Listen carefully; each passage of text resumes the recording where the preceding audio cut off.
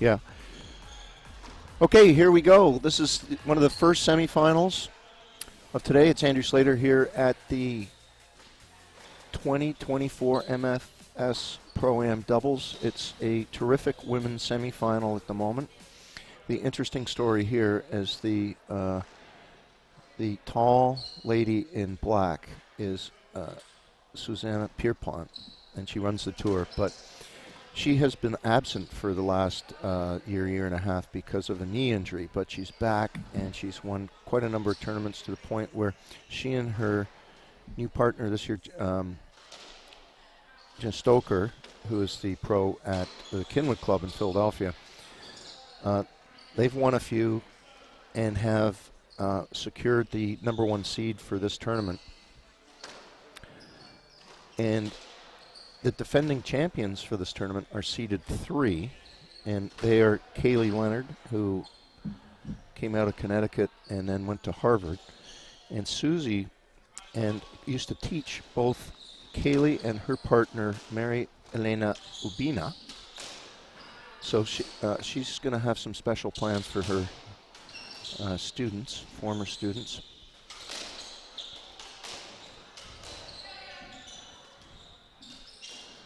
In fact, Susie, before getting injured, she had won this tournament with a few people, with Natalie Granger and our old touring pro, now recovering from another Achilles injury, Amanda Sobey. All right, so first rally, first game. That's a good pickup by Susie, but Mary Elena, a nice little cross drop to win the first point. Okay, Kaylee Leonard serving to her old grandmaster teacher, Susie Pierpont. Little tin there.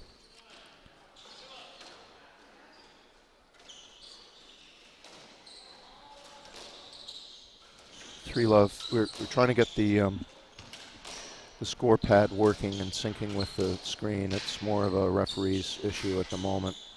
Well, that was a nice get from both of them. Looks like Kaylee hit it and Mary Elena hit her racket into it, and that's still counted as good. For my scorebook, I think it's 4 love.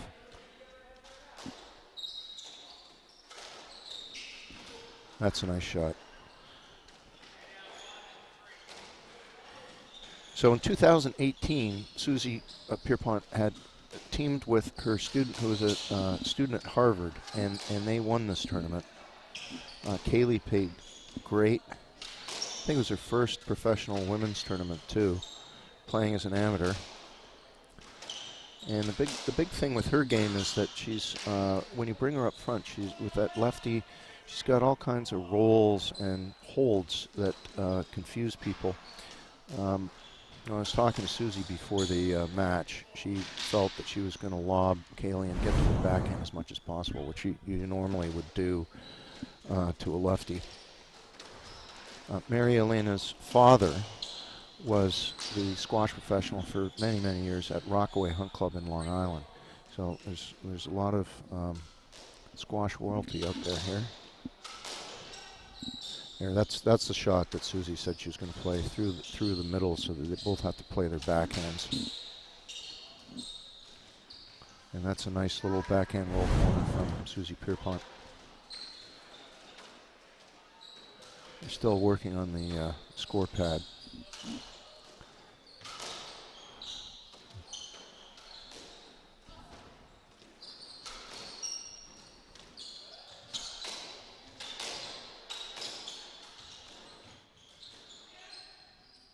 That's a nice cover from Georgina Stoker, and Mary Elena hit that ball into the tin.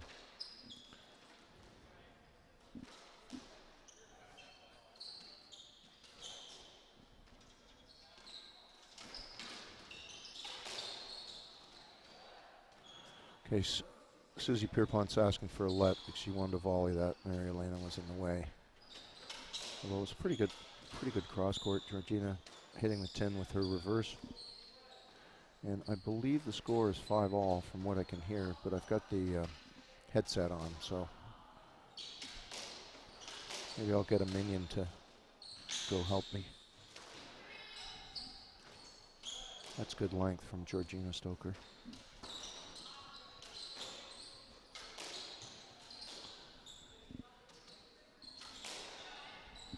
So this is the number 1 seed and the number 3 seed, so we're expecting a very close match.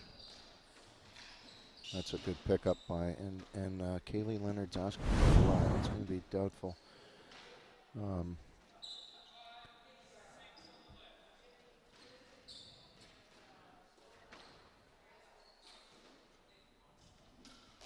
Yeah, we're playing a let.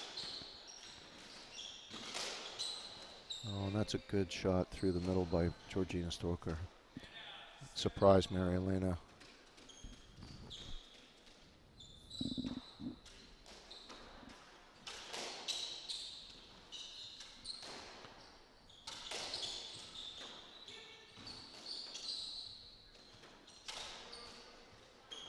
Wow. I thought she was going to go around the world with that. She just fired in a really nice 3-wall nick. There's around the world.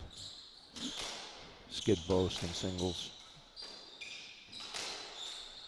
Oh, that's a, excuse me, went through the middle, hit the tip of her racket in for a winner, and Georgina Stoker apologizes, knowing that that's not what she intended to do.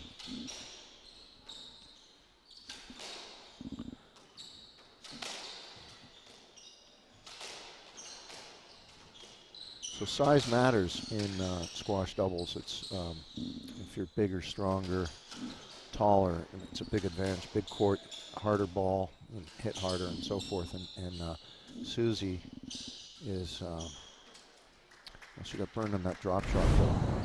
Announcer's curse, but she's like a great prototype for a doubles player. Georgina Stoker serving to Mary Elena.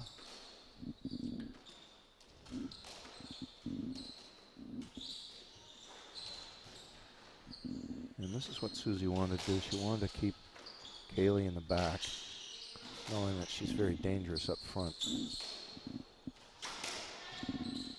she's hitting a backhand, which you'd want a lefty to hit. That's a good round the world.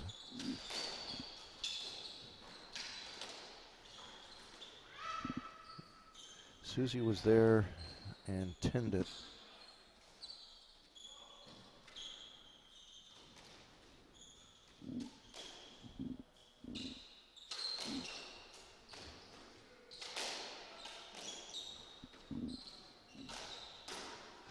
That's a 10 for Georgina.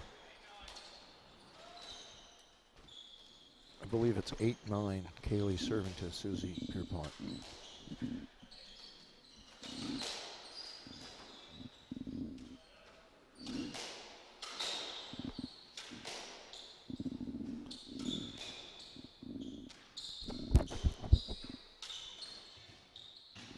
That's a good dig from Kaylee, and a little roll from Georgina to win the point.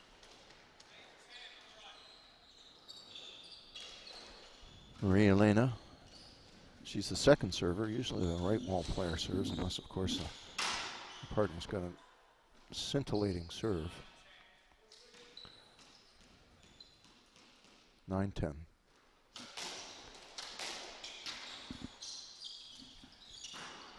Ooh, it's an unforced error from the back of the court from Kaylee, and definitely the wrong shot because both Susie and Georgina were moving up for it. That's good length. And that's the shot that Susie wants to play to Kaylee's backhand. And Kaylee quickly called a let, and Susie kind of gave her a wry look, like, come on, you got to play that.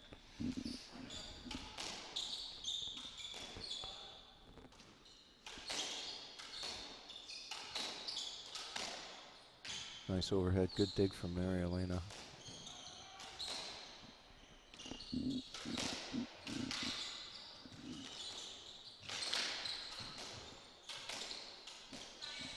Nice defense. Oh, that stays in.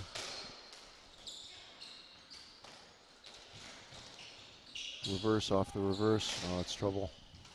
Nice coverage by Mary Elena. This is a good rally. Best of the match so far. Yeah, it's that Mary Elena loves that little roll. You got to move up when she has her racket up. Really nice point.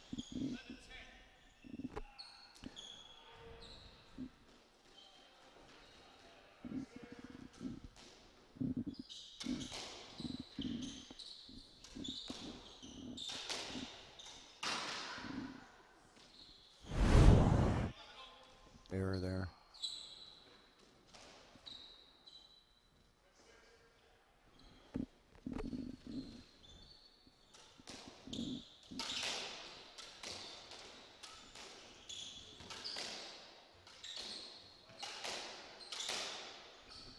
Oh, that's a good angle from Susie Pierpont. She hit Kaylee off the front wall, her opponent, so point goes to Georgina Stoker and Susie Pierpont.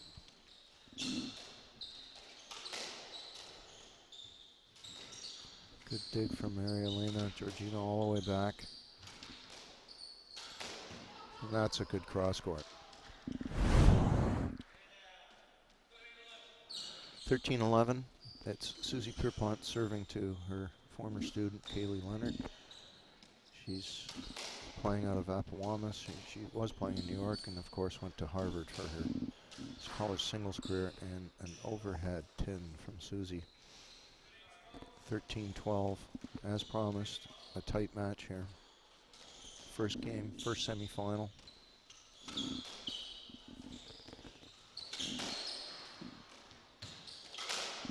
That's a good cross court. That was self-inflicted from Mary Elena. She floated her drop shot and allowed Georgina to take a full swing.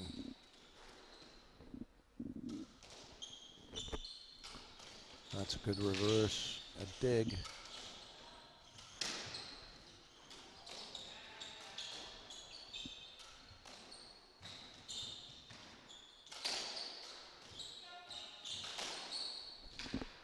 Oh, that's a good angle from Kaylee. Broke it really early and Susie couldn't get her forehand on it and it died in the back. Really nice. So 13-all, really good squash here. Oh, that's a good volley. And that is the first game for Susie Pierpont, Georgina Stoker. We'll be back in 2 minutes with game 2 of the women's semifinal.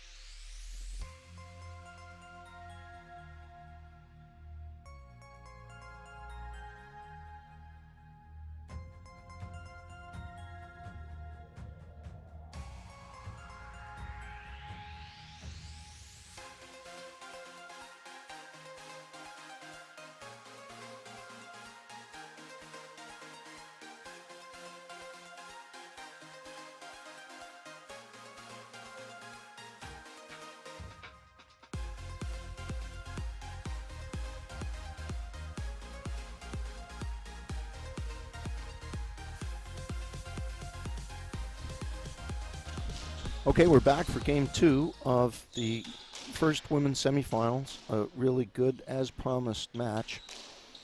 This is the 2024 MFS ProAm doubles. Sandra Slater coming from the University Club of Boston. The ladies in the black dresses are the number 1 seeds. On the left wall, Georgina Stoker, English, and is the head rackets director at the Kinwood Club, my old club. And her partner is Susie Pierpont, who has recovered from her knee surgery. She was out all last year.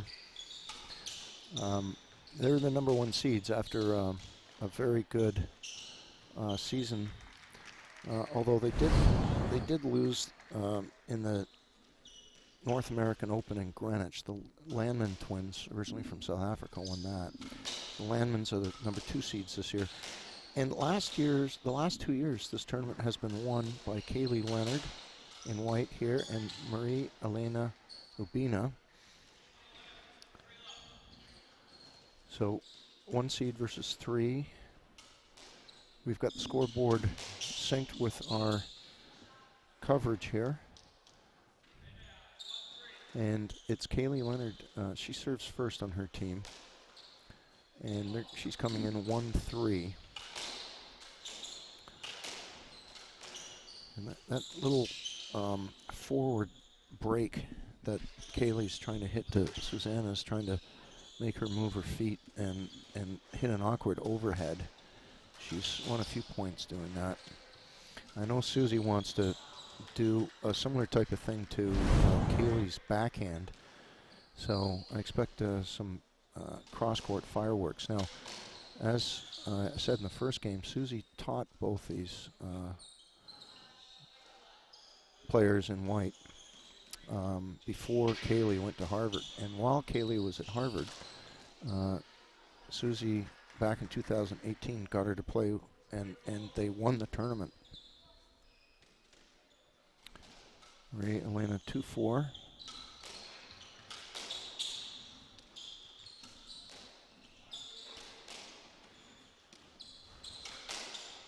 So it's 2 English ladies against the 2 American ladies. And that's a nice shot by Georgina Stoker.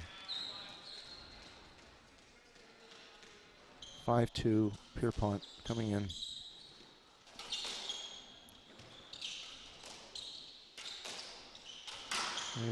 There's that forward break that Susie is feeling a little awkward hitting.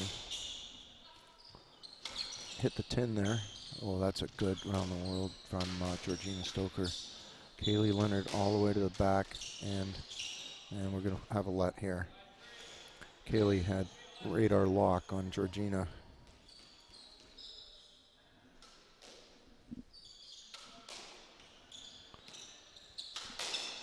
We've got the second women's semifinals coming up after this match.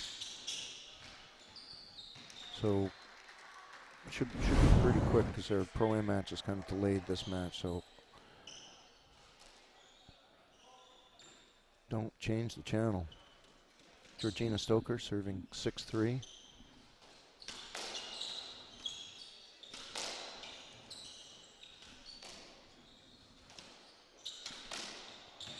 Yeah, that's a good backhand drive.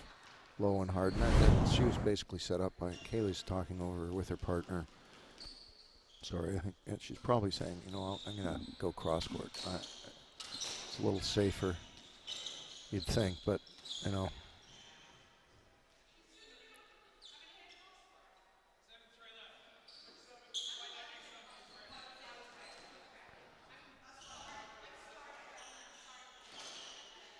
Okay, we're talking it over because Maria and Elena wanted to hit a backhand cross court back into Susie, but didn't want to hit her.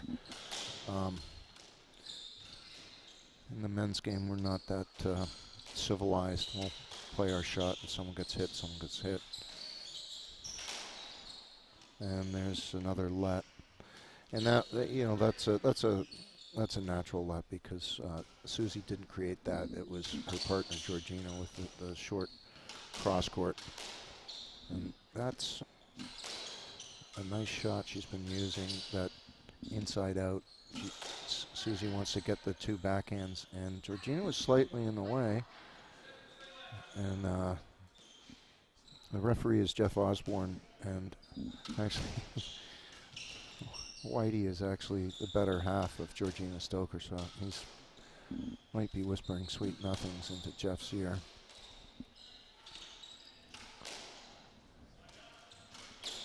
That's a good round the world. Forces Kaylee back into the court, and she does the same too. Nice cross court. So this is going to be a cat and mouse game to see who breaks first. That's a good drop shot from Kaylee. Backhand drop shot winner. All right, so Kaylee's coming in. 4-7. Both girls grew up in Connecticut, and both have played a lot of their practice doubles in New York.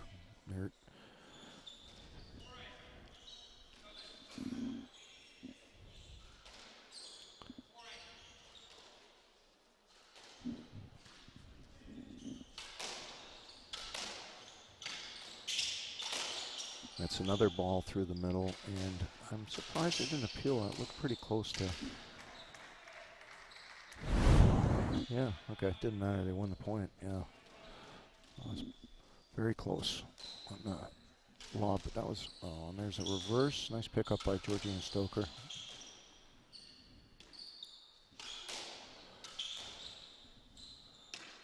Ooh, almost nicked at the back. That's Kaylee's shot, and couldn't get that. Susie has got that long reach, and with one step just hits a very nice drop shot into the neck. All right, number one seed up 10-4. Oh, and that one nicked. 10-5. Yeah, see, that's a loose ball from Kaylee, and if you notice, Georgina used her body to block Kaylee out while she hit the ball, and oh, she's getting frustrated here. 12-5. The defending champs are in big trouble against the number one seeds here.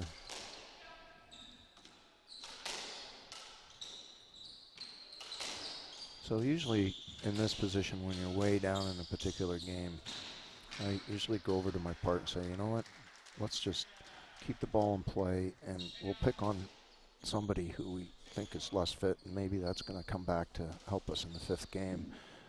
12-6, and you get your confidence back just going, not so much hitting the shots, but just, you know, rallying, and that's a really good length shot by so they're clawing back.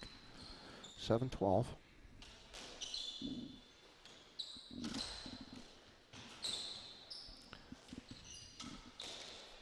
That's good length by Georgina.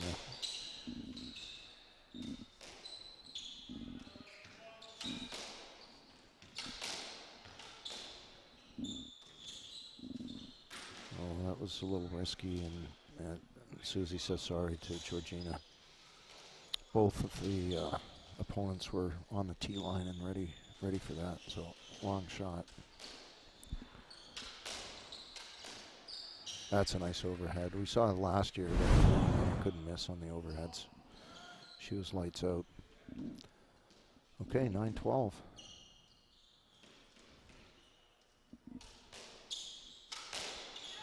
And Susie's going back to the hard, high cross courts to bring the ball into the middle.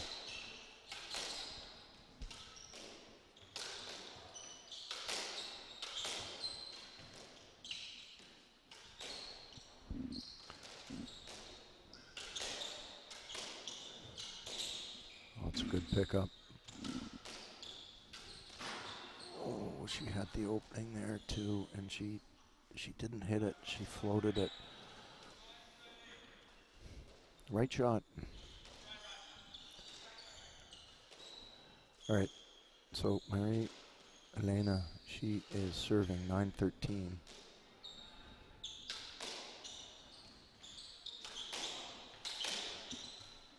Oh, you know what? She was bothered a little bit there because Susie's she's very tall, and she had position there, and Mary she kind of made her rush it.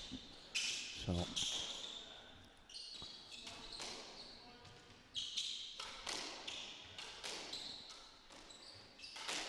that's a good wide cross court from Maria Elena, and a good pickup.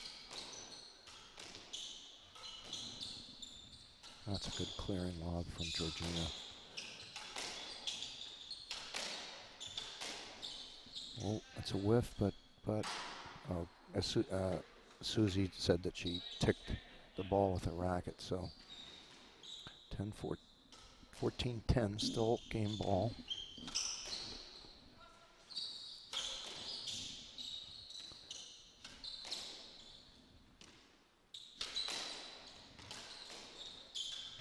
Oh, that's a good lob from Susie Pierpont. It's weird for me coming from Canada to say Pierpont. We would call it Pierre Pont, meaning stone bridge in French. Oh boy, that's trouble. Yeah.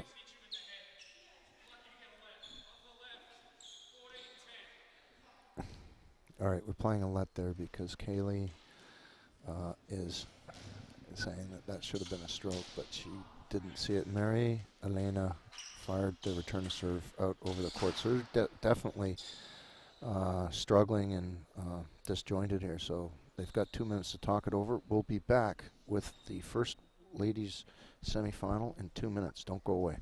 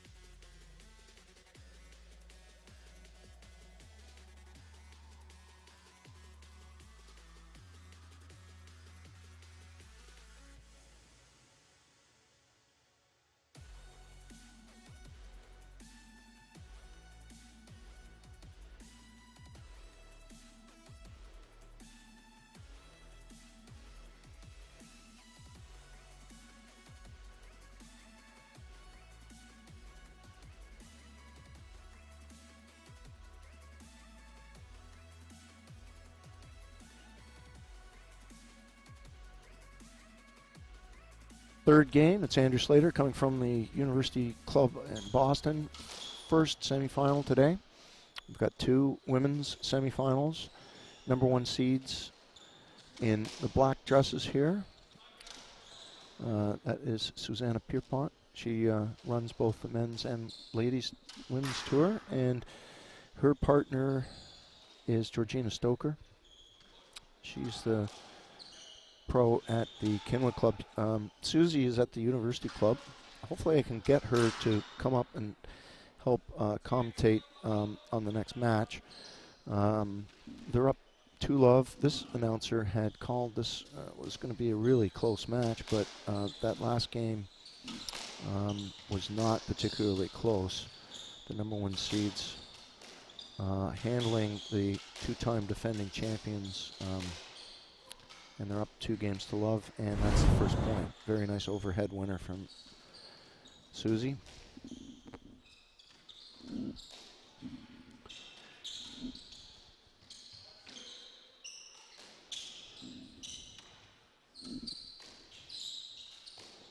Yeah, that's where Kaylee Leonard is very dangerous. When she's got time, the short stuff, she's very deceptive. She hits a roll, she hits a straight drop. Really good at the front of the court. Yeah, that's a good dig from Georgina. That's trouble.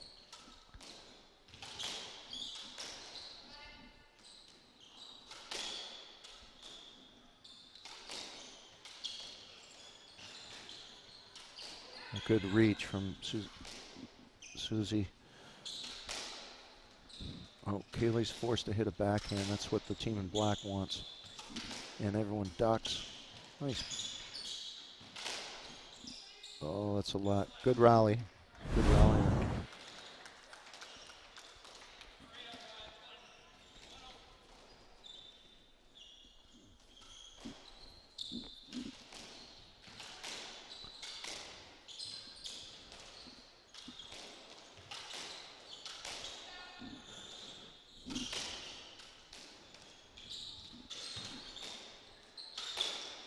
That's another one through the middle from Georgina, and a very nice backhand. Not really a drop shot. She hit that really firm. She fired it into the neck.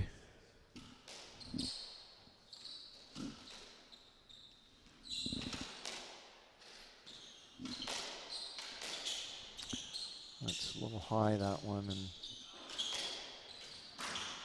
oh, Georgina, who made an error on that. She practices the same shot. All right, 2-all. Kaylee Leonard, the lefty, serving to Georgina Stoker. So they've got 2 English women against 2 American women.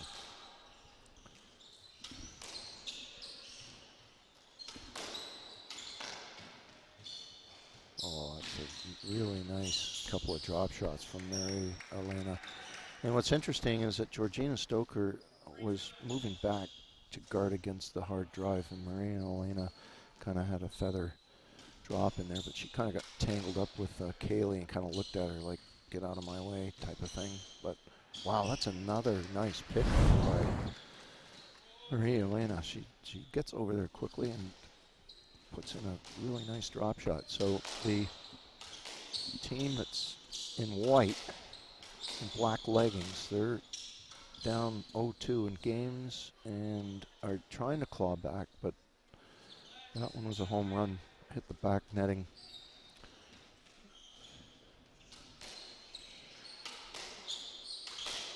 Oh, that's another one coming through the middle. Nice dig. Oh, that is so good. So Georgina had Marie Elena on the ropes there, and Marie was very quick to the front and kind of hit like a late roll. Really nice shot. And there's the shot that Susie wants. Nice high and coming through the middle.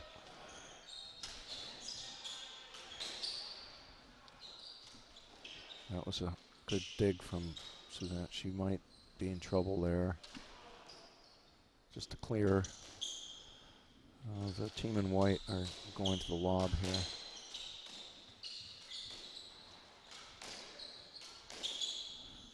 That's, whoa.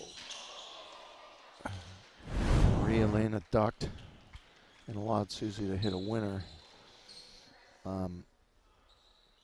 for fear of being hit. Had she stood up and being hit, it would have been a let. In doubles, we play a let. That happens. But the team in black are up in this third game, being up, and Kaylee's going to call a let. She got jammed, and Georgina was still in her line to the front wall.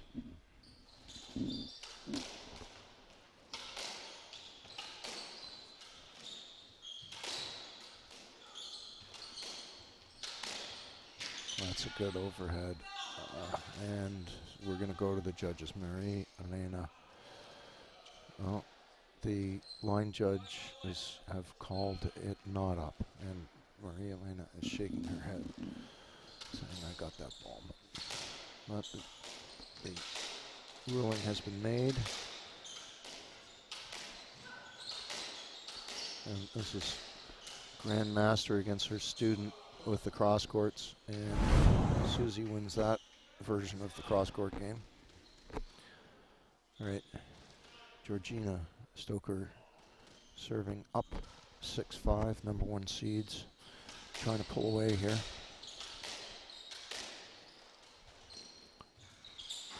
Oh, Maria Elena didn't see that drop shot, and luckily for her, Susie hit the 10.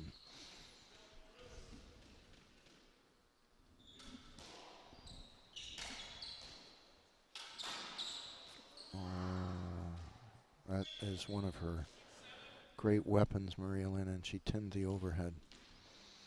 All right, Kaylee Leonard down 6-7.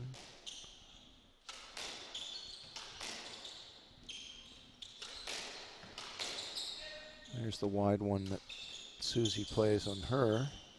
Only fitting that she should try the same thing.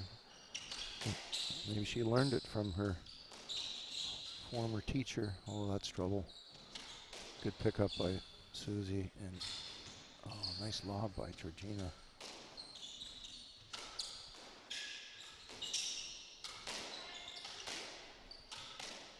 Oh, that's a good overhead, straight. It's the advantage of being tall, is that you can stand your ground on the tee line and just volley as opposed to going all the way to the back.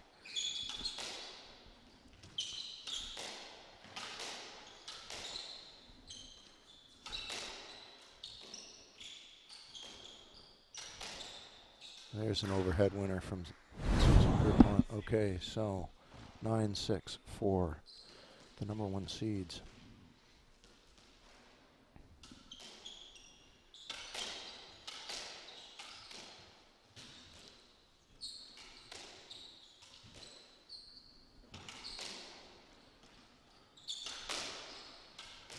Through the middle from Georgina, and a good clearance.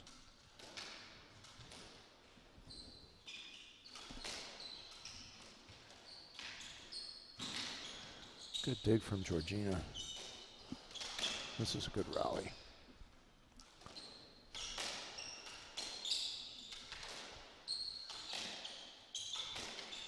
And we're going to play a lot.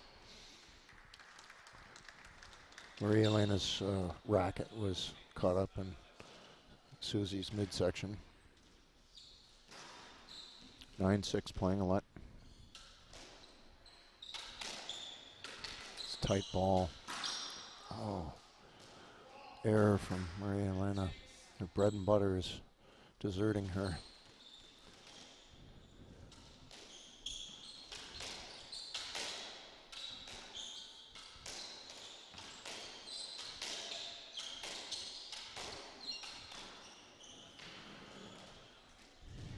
Ball was down. Kaylee Leonard, you can tell by the body language, even though it was close, you could hear 10, but she was discouraged. They're in big trouble. Although, announcers curse here because, yeah, Susie just cried out lazy, meaning that she didn't hit that 3 well with conviction and hit the 10, and, you know, oh, and Georgina goes and hits the 10. You know, normally you try and stay strong and break the other team psychologically, but they've let them back in. It's 8-11. Team in white, number 3 seeds.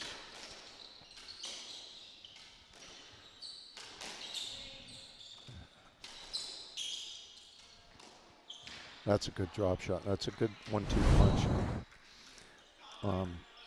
When Susie went back to hit her backhand, she allowed Marie Elena to hit that shot, so she's going to have to be very careful from the back of the court with her length because they're going to go short to her.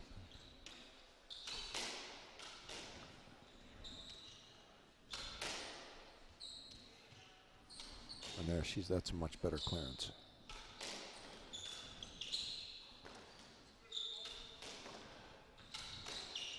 Yeah, and that's the thing. Susie's so tall that you think your lob's going to be pretty good, and it just sets her up for the overhead call it a tomahawk in Toronto.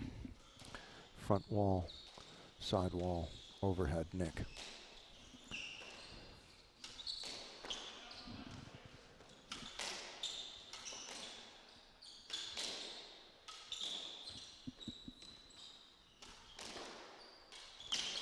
Oh. Okay. Team in white fighting back. 10-12.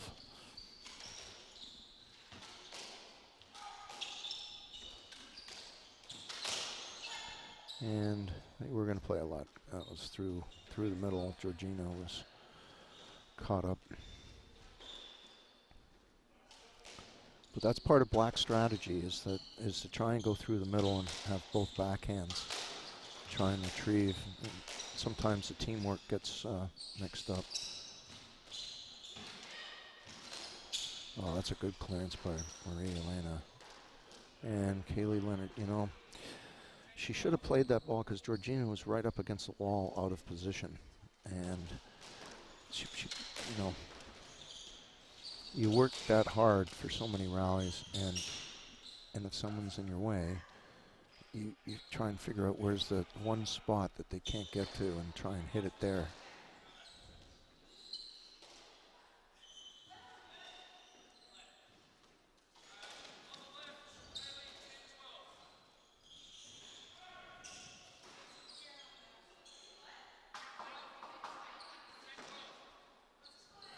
Kaylee's appealed to the judges, feeling that when Susie asked for the let, that she pretty well called it before.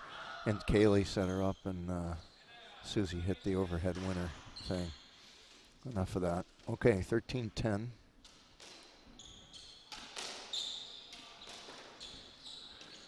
Team in white a little frustrated by the strategy of the number one seeds. We've seen that pattern before. Marie Elena is, oh, that is a nice hold pass by Susie Pierpont.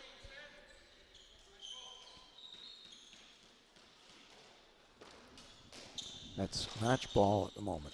14-10. And we're going to play a let.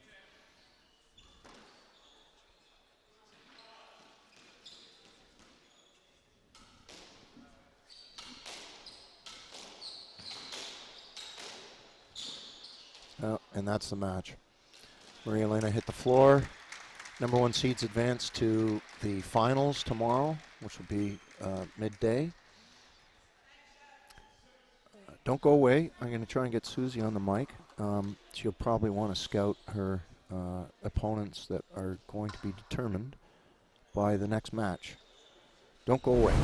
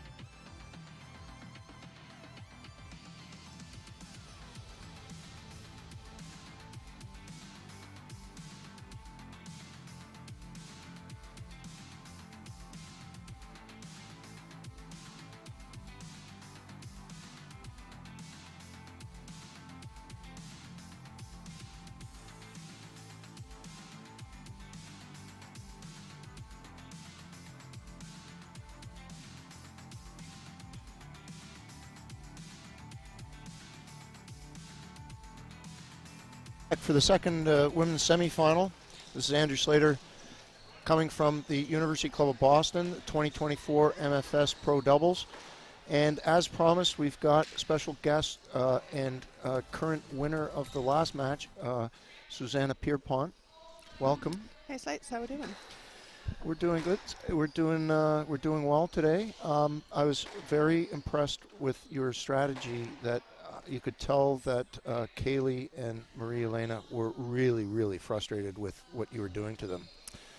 Yeah, a little bit of experience over youth there, I think. Yes, one for the old. One for the old guard. Yeah. Keeping the 40s dream alive. So we had a bit of a break in the draw yesterday in that the Landmans had to retire due to injury, and that opened up a spot here for we've got Jana and Lena. Who are in white. Lena. And they are taking on in the olive dresses. I don't know whether they've worn those before, but I've never seen that color on the doubles court. Looks good though, doesn't it? Yes. So we've got Katie Tutrone on the left wall playing a backhand, and her partner on the right wall, Nikki Todd. She's originally from Regina and then Winterpeg. I'm a fellow Canadian, so I can say that. And she's the assistant professional at the Toronto Cricket Club, the host of the Canadian doubles in 2 weeks, which I guess both of us are going up to play. Sure am. I'm partnered with Nikki for that one. Really looking forward to it. You've been on court with these ladies before. What do you? Is there a favorite here, or is this going to be a really close match? I think this is going to be a really close match. You know, you've got three players on the court, Lena, Nikki, and Jana, who are, reasonably new to doubles last couple of seasons. Jana just this season, Lena played last season, so did Katie. Yeah. Nikki, the most experienced on the court. But new pairings, new matchups, and four really, very strong athletes, really strong players. So this is going to be, I think this is going to be a long one and a good one. Yeah, Katie's from Squash Royalty in that her mother, Leeson Tutrone, has partnered with Kat Grant the last few years actually probably 20 years, where they, to my knowledge, I don't think they've lost a women's age group match. That's including the 40s and the 50s. They won the U.S. Nationals quite comfortably this year in the 50s. And Katie grew up playing doubles, so I saw her play yesterday. Was quite impressed with her keeping the ball in play and her speed. Yeah, she's certainly very quick, but there's no lack of speed from anyone on the court here. Right. Actually, all four players move very well, get a lot of balls back. That's a nice drop shot winner from Nikki Todd. So the ladies in olive are seated above Jana and Lena.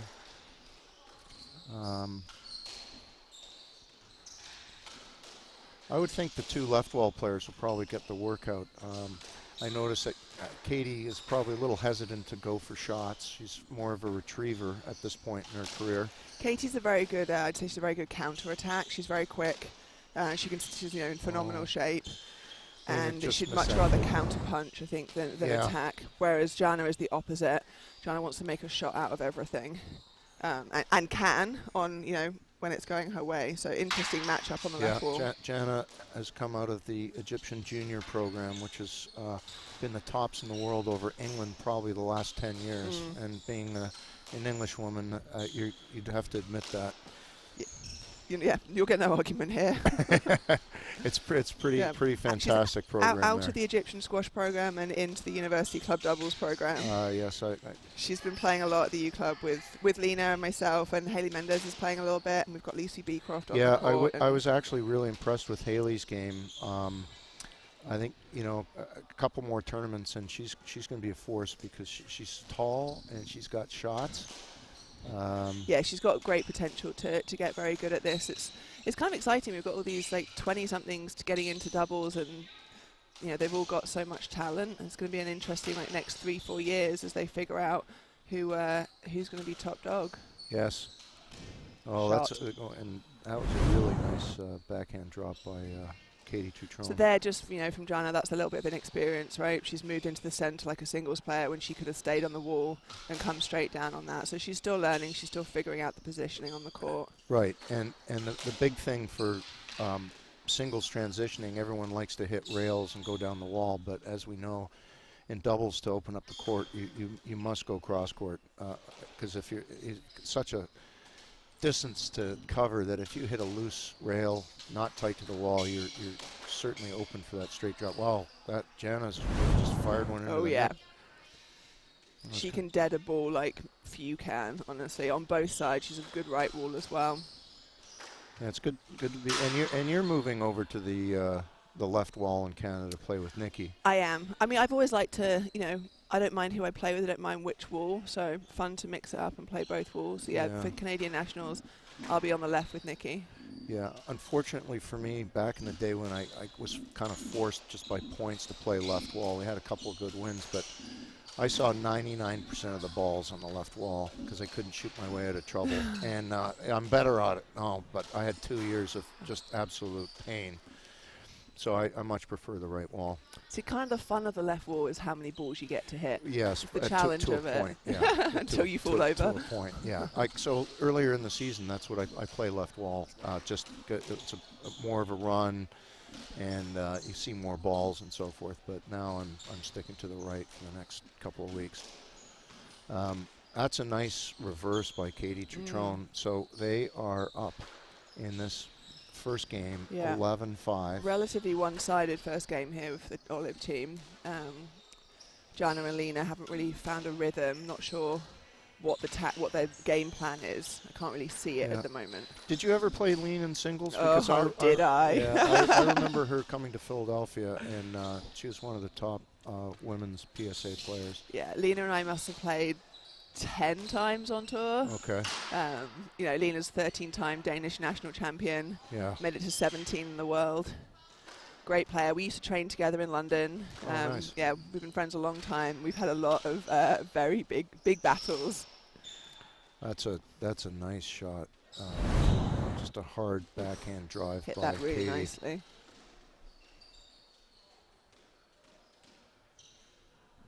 Okay, 13-5 for the favored Olive team. Yeah, I think this game's going one way, and I would expect to see a regroup from the team in white. And Jana just hit the 10 on that, so there's a little bit of frustration.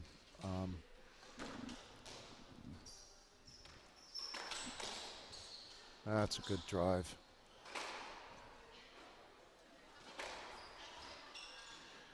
So Lena her partner is Cameron Pilley, who will be coming up this afternoon, playing in the men's semifinal. His partner is Ryan Koskelly, both Australians, and so they live in Connecticut, or actually I would say New York. Appomattox is Rye, New York, but I'm not sure of the real estate prices around there. But they live in Greenwich, Connecticut, and work in Rye. Yeah, and they've got their 2 kids with them this weekend, Leo and Carla, future of squash. Nice. There's a lot of kids here this weekend. Matt's Matt's got his son here. Yeah. Got Fernanda Rocha's kids here.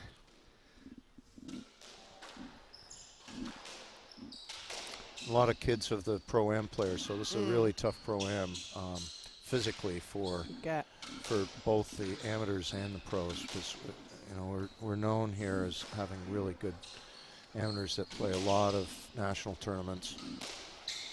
And for instance, one of the semifinals, Dave Adams is my Century partner. He lost 2 years ago in the final, so he's really good. Sandy Tierney went down, so he's a U.S. 70s champion, and last year won the Canadian 65. They went out in the quarters today. And Charlie Humber, national champion in mixed, he just turned 50, and he has to play down in the 40s in Canada.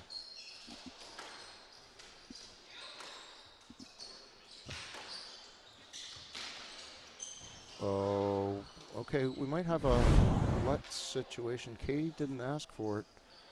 I don't think either of them are going to ask for that, the way that they play. They like to play the ball. Nikki will play every ball she can, so if she can get it, she'll play it. Yeah, I'm surprised Katie didn't ask for a let, but maybe she thought she was beaten. Good sports. Oh, that's a nice shot by Alina. Nice reverse. And they're clawing back here, 11-14. It's not out of the question that they can come all the way back.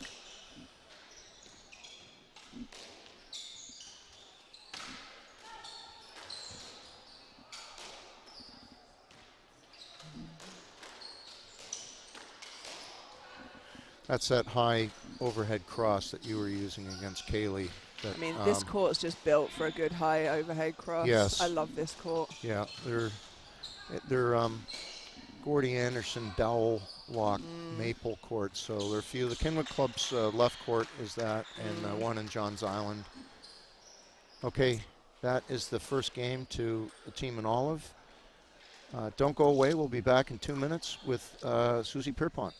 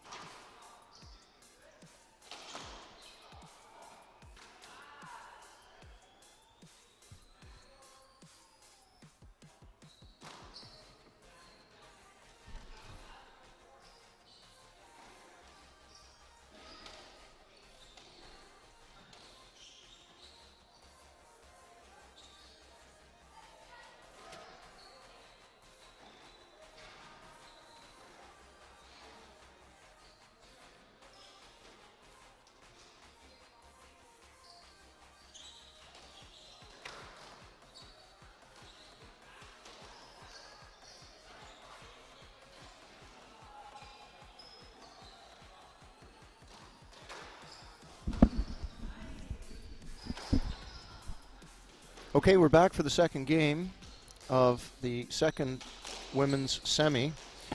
This is Andrew Slater coming from the University Club of Boston 2024 version of the MFS ProAm doubles.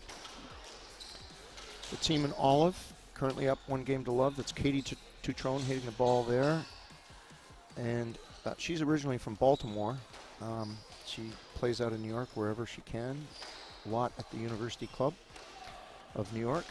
And her partner is Nikki Todd, originally from Regina, Winnipeg, and the assistant professional at the Toronto Cricket Club, which is hosting the Canadian National Doubles in a couple of weeks. Their opponents in white sort of got a break by injury yesterday and advanced as the Landmans, the twins, originally from South Africa and number 2 seeds, had to retire due to injury. 1-1 in the second game here. So we've got Jana, who grew up in Egypt, and she's playing a lot of her doubles at the University Club. Wow, what a reverse off a reverse by Jana. Her partner is Lene Hansen, who is Danish, but has moved to the U.S., and they live in Greenwich with her partner Cameron Pilley, who's Australian player and pro at Appomattox in Rye, New York. He's playing in the semi with his fellow Aussie Ryan Kiskelly. That'll be tonight. It's going to be a cocktail dinner match. I'm joined again by Susie Pierpont. One thing I forgot to tell you, maybe you knew this already, but Susie is in charge of both the men's and women's professional body here. I actually did that for 10 years out of the Kenwood Club. Oh, really? After when John Nimick became the executive director of the PSA. So I know how much work it is just trying to get referees, hurdle the cats. sponsors, draws, everything together. Yes, cat herding. That's what I did for 10 years. What do you do for a living, Susie? I herd cats. Yes, yes. And it's a thankless job, but we do it for the love of the game, I think. Absolutely. Because we do love this game. It's a phenomenal game, and we do love it. Yeah, it's. I mean, I've played everything under the sun, but I love squash doubles. A lot of strategy, a lot of interesting shots you can play. It's a team game too. It's a team game. One of the things I love about it is how there's no specific athlete or type or swing that will make you better or worse than somebody else, right? Some of the best players who've ever played the game, if you lined them all up, have got a different style, a different way of playing, even different body types, you know? Yeah, and definitely different shot selections. Yes. I've always thought definitely in the men's game being tall definitely helps. And I will say I think in the women's game as well. Yes, I'm going to say that my I'm going to tell you that you have a definite advantage with your reach. My 6'1" on this court definitely helps.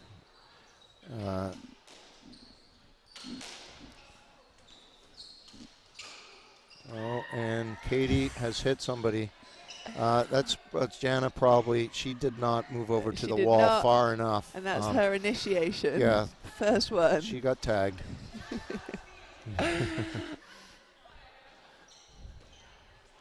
You see that very rarely now in the men's game. I know when I played it, we just played our shot, played the ball, and there are a few players who will go. Unmentioned Jamie Bentley.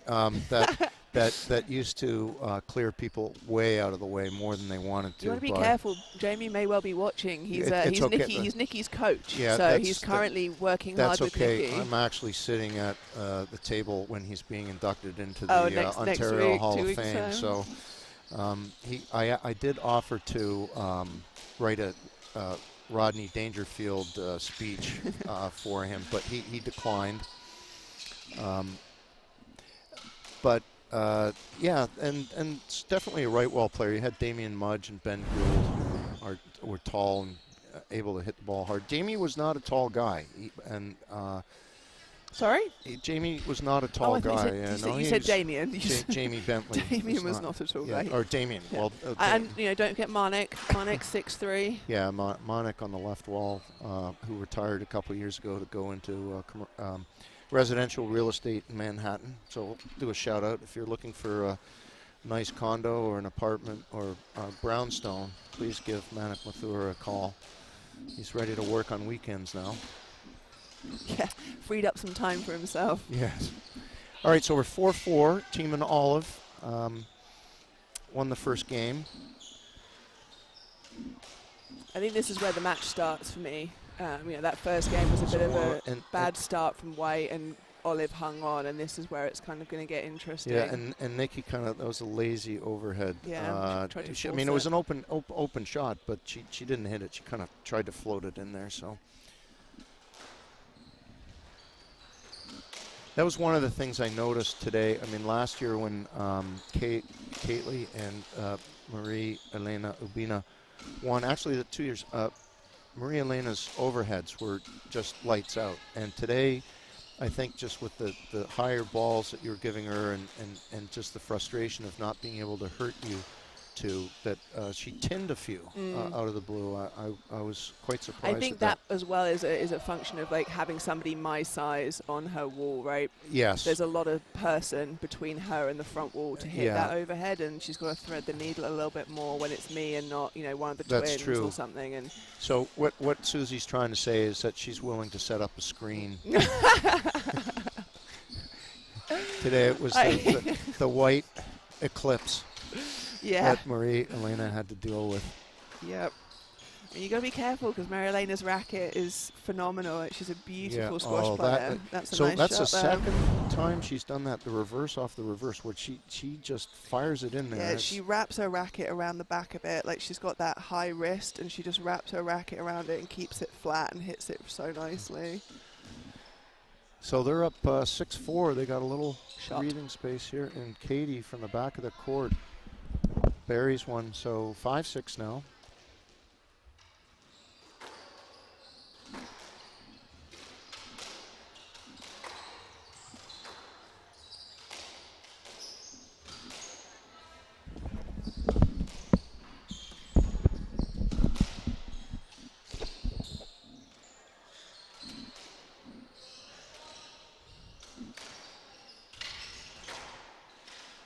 Lena was jammed up against the wall. She tried to reverse 3-wall, but hit the racket. Oh, that's a nice reverse by Katie.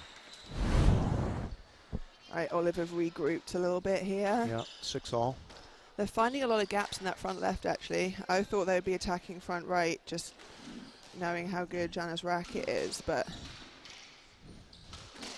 Yeah, I mean, that's the inexperience of what you have to guard against. I think, you know, just a singles player is used to trying to protect that side wall with the drives as opposed to, you know, like a reverse. Oh, and Lean hits the frame and apologizes. Well, not really an apology. No, I don't think so. She was saying how magnificent it was. In jest, obviously. Yeah, no strings were harmed there. No. Might need a new racket.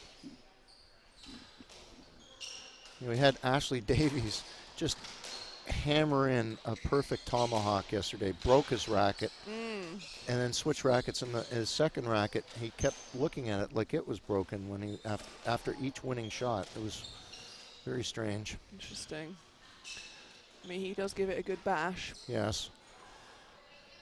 So Jana was one step behind that, and I think she was expecting Lean to get it, and then she went for it and made a racket error. So, you know, this is the beauty of having a regular teammate, in that you know who's going to get what ball.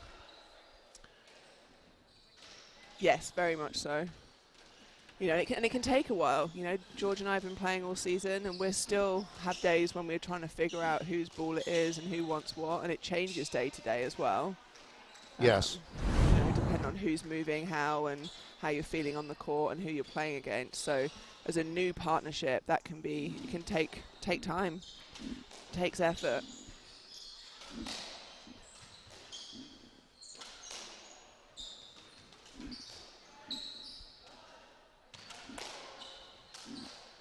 Oh, Nikki going for the reverse, just completely hacked it. Didn't even make the front. She's laughing at herself. That hopefully no one saw that, but we've got a large crowd here who did see that. Sorry, Nikki. She'll still keep smiling. Yeah.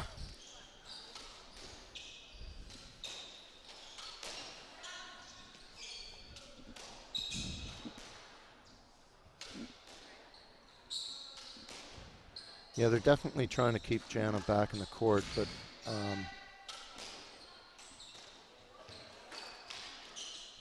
that's a good drop shot. Yeah, it's a little bit of double-edged sword with Jana, because her racket's so good, she's going to hit winners, but she's also going to make a lot of errors. So do you hit it to the person that's going to make more errors, or do you hit it to the person who's going to be super steady? Yeah, it's the wheel of misfortune sometimes.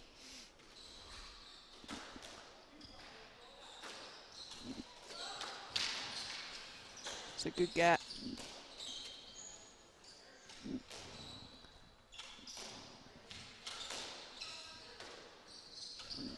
Yeah, Katie's really putting a lot of miles going to the back of the court there. She is probably the shortest player on the court. So that's another reverse that is magnificent. So there's that wheel of misfortune. If you try to go short against Janice, she's up there and hits a counter winner. Yeah.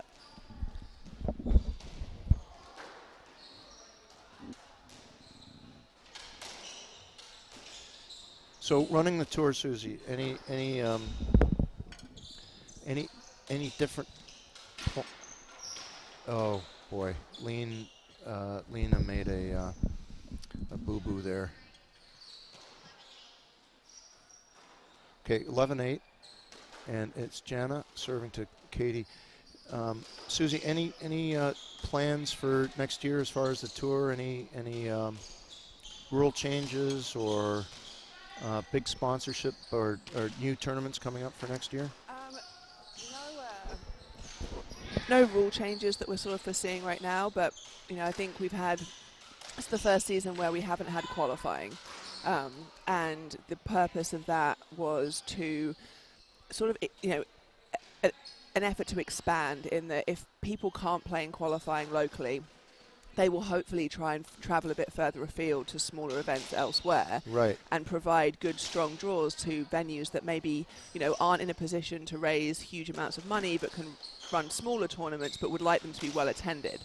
And, we've had some success with 4 or 5 challenger events this year that have been really strong tournaments that would otherwise have been players that would have probably happily played a couple of rounds of qualifying at the club down the street instead. Yeah, they had one at the Creek that I think Jeff Osborne won with. He did. So Travis Judson, the head pro at the Creek, organised that one. And then the Water Club in Greenwich was, Phil Barker organised one there. We had one at my club, at the University Club, and another one. We had 2 out in San Francisco. Yeah, San Francisco, I noticed guys who used to play on the tour came back a little bit. Will Mariani and Thomas Brinkman. Thomas Brinkman's won the Pro-Am here. He partnered with Sandy Tierney one year and won the Pro-Am. Good player. He's based out of Vancouver. Right. So coming here is, stretch for him, but getting to San Fran. So for next season, big focus on having more events like that are sort of well supported and strong draws, because, without qualifying, people are going to play, and we've kind of, we've had some, it's going well. So I'm happy with how that's going. It's going to continue, and I hope that we can add more venues and more events. Oh, that's a nice cross drop from Lena. Oh, she got that.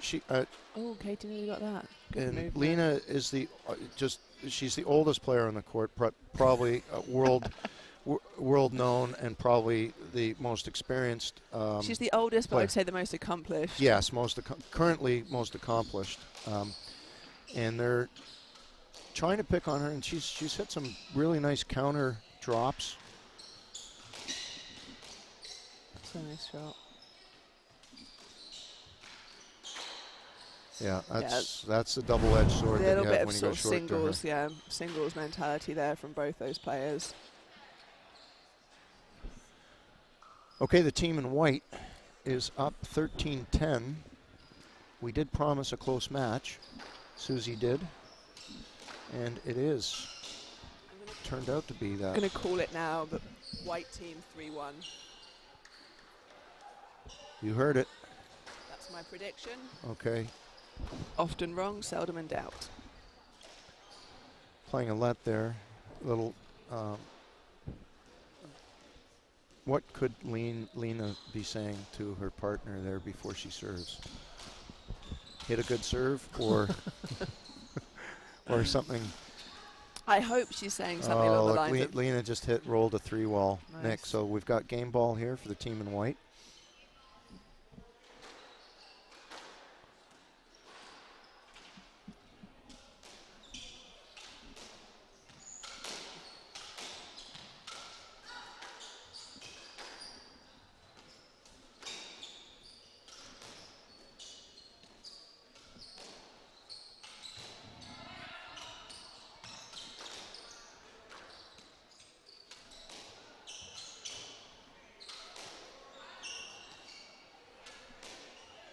Oh, see, I'd like Katie to play that forehand there. She let that go to the back. She could have hit a variety of shots with her forehand, and she wanted to hit the backhand for some reason.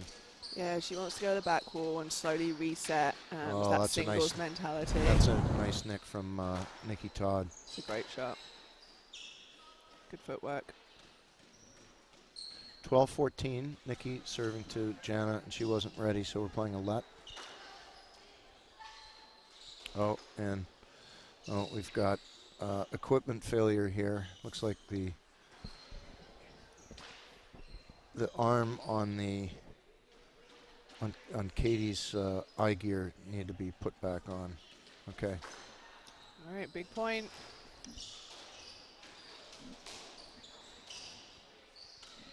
Ooh.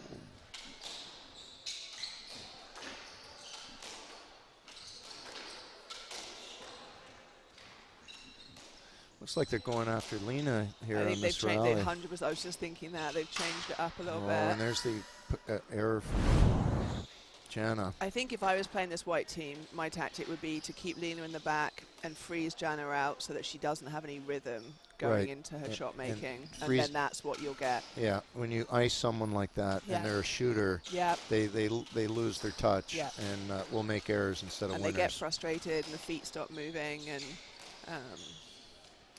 There's some yelling and screaming, you're saying?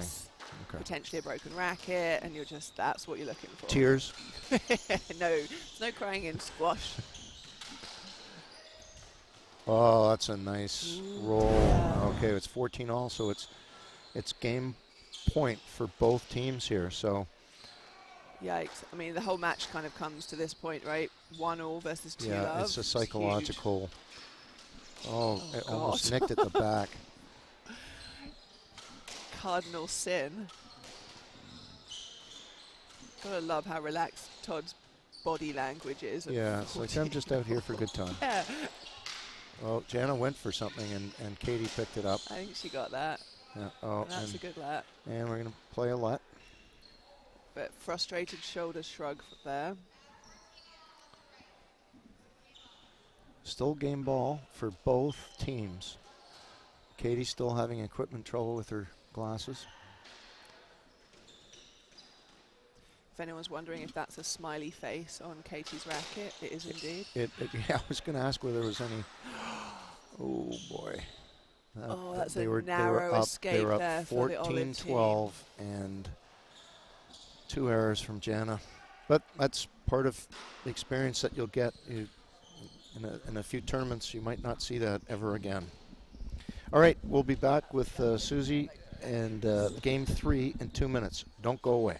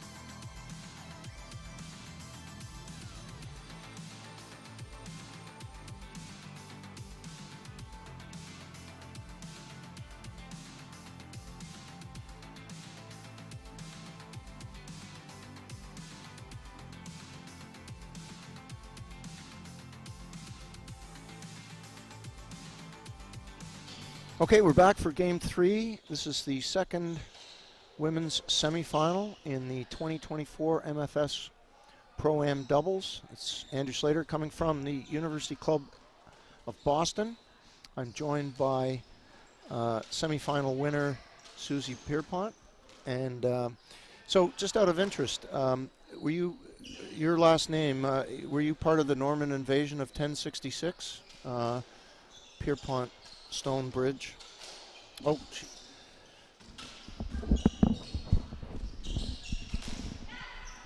Team and Olive up 2 games to love. They were down 12-14 in that last game and escaped.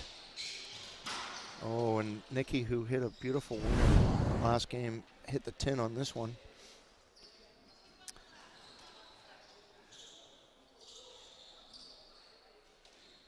Okay, and it's Lena Hansen. She is serving to Nikki Todd, Canadian. She's the assistant professional at the Toronto Cricket Club, where we're both headed in 2 weeks for the Canadian Nationals. 3 doubles courts at that club.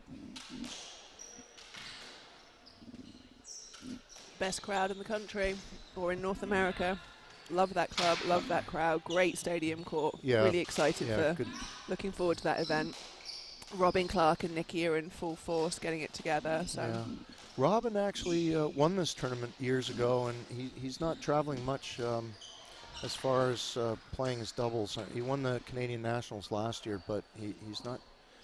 We kind of miss him. We do miss him. New dad, so probably not coming back anytime soon, but potentially many people are trying to get him back on tour. He's missed for sure. Yes. Yeah, he's a good backboard out there. I mean, he rarely makes an error and really tough to pass. And tall. Yes. Lena Hansen, Lena, Danish? Yep, Danish. Yep, Danish. She was a very good singles player. Remember her when she came to Philadelphia many times.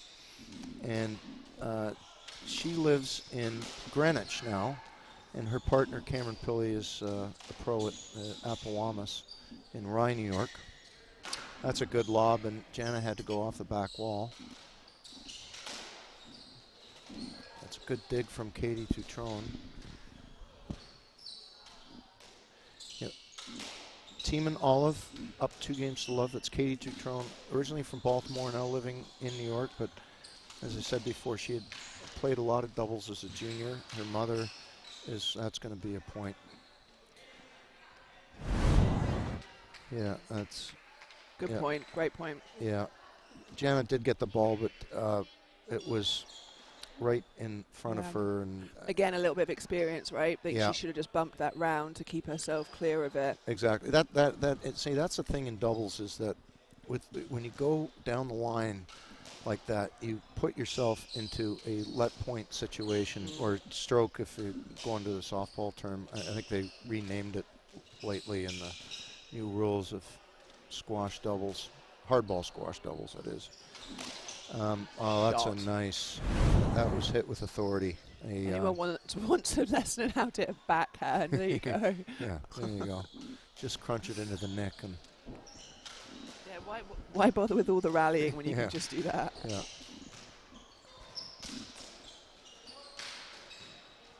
Oh, that was a weird. She hit it. Katie hit it off the frame. Had a really weird spin. Any history to the smiley face on a racket? I mean, anyone that's met Katie Tutrone understands the smiley face. Yeah. She is one of her and Nikki, 2 of the happiest, most positive, genuine people around, and the smiley face on the racket just sums her up perfectly. Okay. She's an absolute gem. We love her. She's a great addition to the tour. They both just bring such positive energy, like good players, good athletes, clean, no nonsense. They're awesome. Great, and just in case you missed it, Lena just hit a rolling 3-wall Did not neck miss it. too. Admired that it. was good. Yeah, that was. She hits that really well.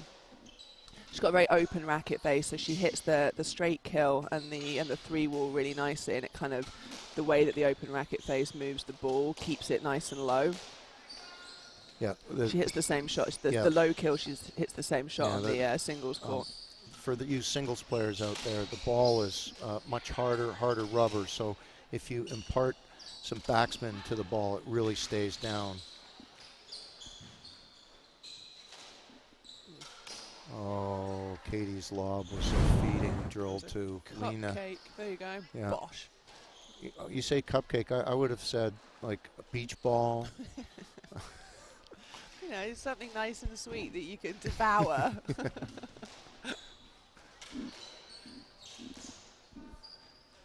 Nikki's been super solid these 2 games. We've only seen sort of one bad racket error from her. And definitely into that game. Oh, and Jana just hit another winner, and she's like, she's probably thinking about that last game, the 210 she hit. She even though she hits a winner, she's not too excited about it.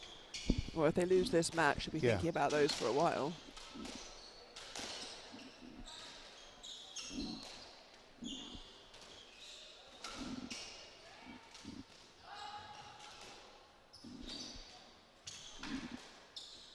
It's amazing that Katie would prefer her backhand, and she never wants to hit a forehand. It's the weirdest thing. And when I play left wall, I'm looking for that forehand through the middle all the time. I want to turn, and you've got so many options to hit it hard. I'm with Katie. I'd much rather, like, my backhand is just so much better than my forehand. So I'd rather hit a backhand. Oh, shot.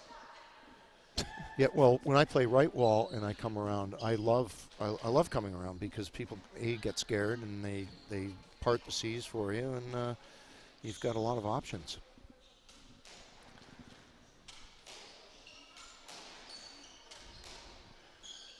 Okay, the team in olive is down 3-6. That's a good dig from Lena.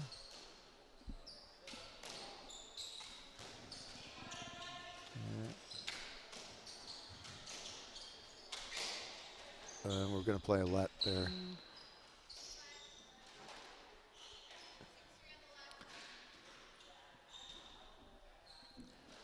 So we got a little break after this match, right? Before the two men's semi-finals. Yeah, it's all the Pro-Am matches, and then it's the dinner semi-finals for the men. And I think I've heard that it's pizza. Oh. Little variety of pizza during the matches. I have to say, as the players get, well, everybody at this tournament gets very well looked after. We like the red carpet treatment here in Boston. Well, we really appreciate it. Good rally here, and that everyone's, hitting length, knowing that middle of the game is a critical spot. Oh, and Katie, it kind of just didn't got tangled up there. Yeah, it really didn't come up much from the back wall, and she tried to force it in there. 7-3 for the team in white.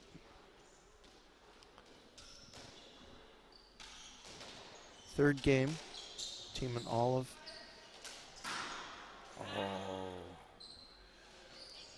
Lena, she'd hit some pretty good overheads, and she hacked that one into the floor.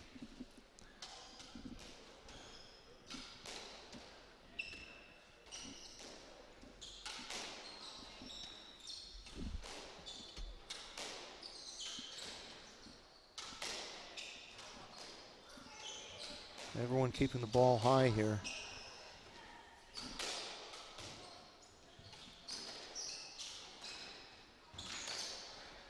And that's a good get from Paige. She's seen that reverse off the reverse. Hit the throat of the racket there to get it back.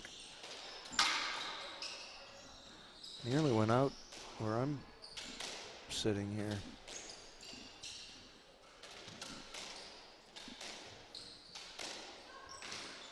And there's that straight winner from Jana. She hits that with authority. 4-8. Team in olive down in this game. Up 2 games to love. But we did call it that this match would be a close one. So.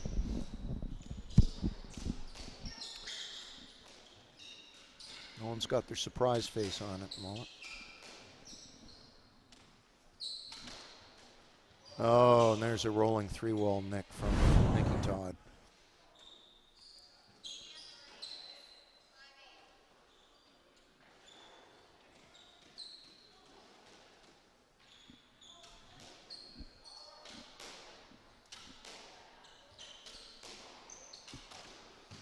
Wow.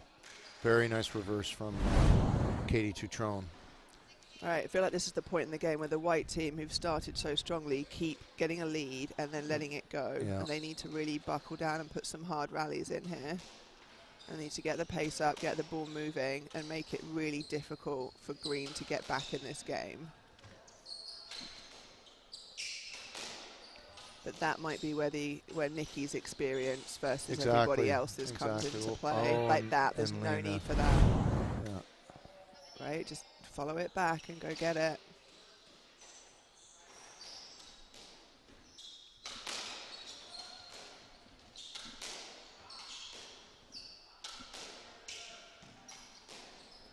Katie keeps going cross court deep to Lena. That's a good pickup. Oh, that's a really smart cross drop by Nikki. I mean, Nikki's playing really good squash here. Really solid, very smart. That shot that she plays, I like playing that too. In singles, we used to I'm call it a horrible at Pakistani cut shot. Okay. It's kind of sad that the singles players, the Pakistani singles players, are no longer around. I mean, we had Jahangir for years and years, and you know, a bevy of them, and they're not a force in world squash anymore. Yeah, unfortunately not. Goes in cycles. The Egyptians are definitely. I mean, you look at Amr, and he's here today supporting his brother. Oh, that's a crack from Jana, who's Egyptian, but Osama Khalifi is playing with Chris Callis, and Chris has won this. Yeah, Khalifa. Sorry, Khalifa. Well, I mean, I think between Sam and Jana, they're starting the invasion. The Egyptian invasion of squash doubles is coming. Yeah, it's going to be good because they're so talented. Oh, Sam has improved so much in the last couple of years. Oh, I mean, in the last couple of months. Yeah, it's wild how quick his growth. You know, his improvement is. That's a bad 10. Especially since she had backed Jana up. And that corner was open. Yeah. Well, I mean, the reverse was on, right? That's what she should have been looking for.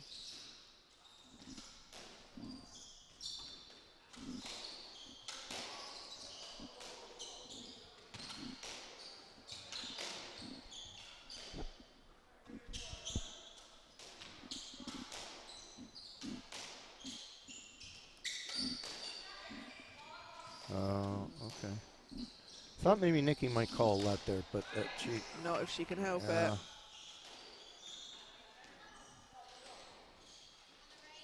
Again, like, that's a great shot from Jana. I just don't know if it was the right shot at this point in the game. Like, you think they've got to up the percentage. It's living by the sword and dying by the sword, so we'll see how, near the end of this game, what happens. Oh, that's going to be trouble for Katie. She got it back. Relatively good length.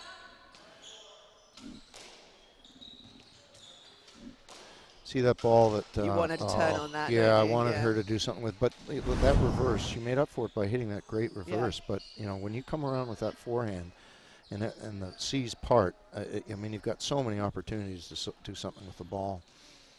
But she'll learn, I think. And that is a first fault. Second serve from Lena. Serving 12-8, trying to send the team in white into a fourth game.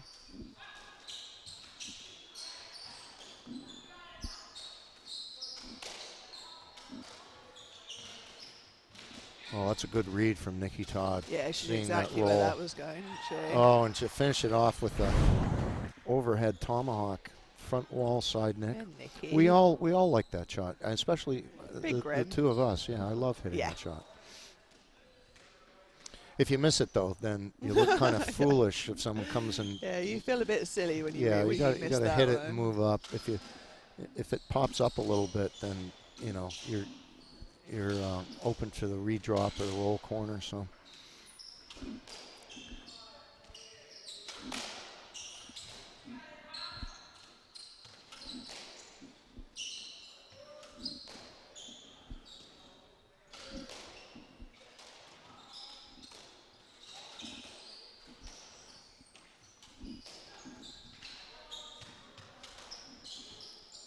So, Susie, when you play with Nikki, you'd rather play the backhand coming around, or just when it gets deep in the corner? Do you ever want to play the forehand? No, I turn on it when it comes round because it just doesn't make sense not to. Right. But if it's sort of, you know, halfway, I would rather back out and trust my backhand. Okay, if you're shooting, so you don't go around the corner or reverse 3-wall or. It's not my favorite. I'd rather hit a backhand reverse. Okay. It totally depends how wide it is. Yeah. But I know that you like everything you can turn on, you will, right? Yes. Mine's more of by necessity. Okay, All right, gotcha. we've let a couple of points. They've let them back in again. Yes. This was, yeah. And a combination, and actually, rather than errors, it's more good shots. Yeah, no, but they've gone passive, right? So they've Yeah. gotten up. Oh, and then Jana just put in a winner. Enough of this. She's hit about 4 of those in this game. Okay, 11-13, Katie Tutrone serving to Jana, and oh, that's hit with authority. And Lena had crossed over too. So that's the thing when you cross over, you got to keep moving forward to take that shot. Like basically to stop that player from hitting it, thinking, oh, they've moved up, I'm not going to hit it. But it's also like the end of the movement isn't when you get to the sidewall, right? You're right. You got to keep. Yeah. You cross over and start moving forward. She stood there, and dared Nikki, who hit that winner, just hit a 10. So now it is game ball for the team in white. They're serving 14-12. Like the last game, they had 3 game balls.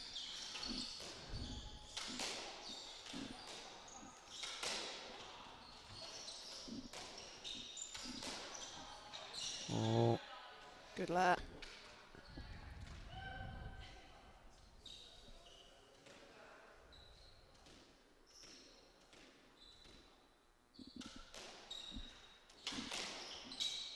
Well, see, Jan, you know what?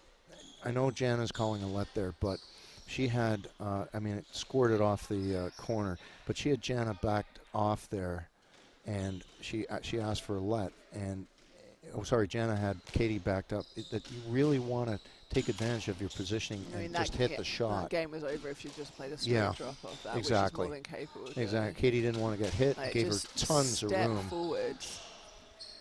But that, that's a good lob, and that is game. The team in white has caught up 1-2, and we'll be back in 2 minutes. It used to be 5, but we used to lose the crowd, and we'll be back in 2 minutes for game 4.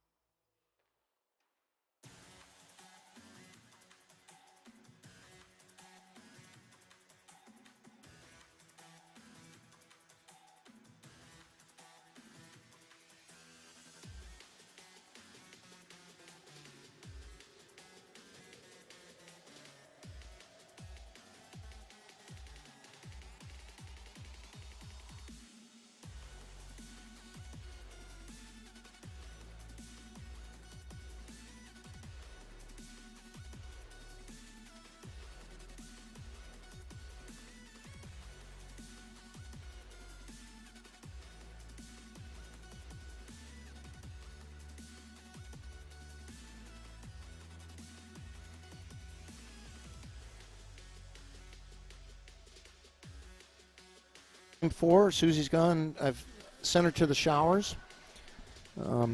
She might be back for game 5, if there is a game 5. The team in olive dropped that last game, but they're still up 2-1. On the left wall, we have Katie Tutrone, originally from Baltimore, playing out of New York. Her partner is Canadian. She's the Nikki Todd. She's the assistant squash professional at the Toronto Cricket Club. host of the Canadian Nationals. They have 3 doubles courts there. We'll be up there in 2 weeks, a weekend after Easter. And they're coming in 1 point ahead in the 4th game. Their opponents in white, we've got Jana Shia from Egypt, who is living and playing her squash in the New York area. And her partner is Lena Hansen, who lives in Greenwich, Connecticut, many-time Danish champion and former really good world singles player. That's a winner from Jana. She's been hitting that straight drop harder than that. And then the team in olive are up 2 games to 1. It's Andrew Slater coming from the University Club of Boston. And this is the 2nd women's semifinal. First semifinal was won by Susie Pierpont and her partner, Georgina Stoker. I was happy to have Susie here doing the commentary with me. Some good insight in the women's game. She runs both the men's tour and the women's tour. She's the head pro at the University Club of New York and has secured the #1 seed here, and they're in the finals playing the winner of this match tomorrow midday. That's good coverage from both teams, backing their partners up.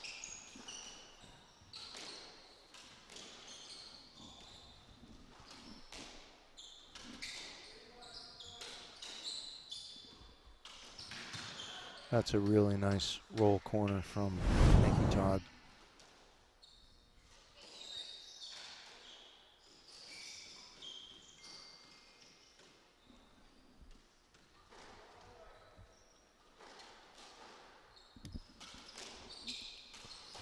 Oh, out of the blue, Katie Dutrone fires one into the ceiling.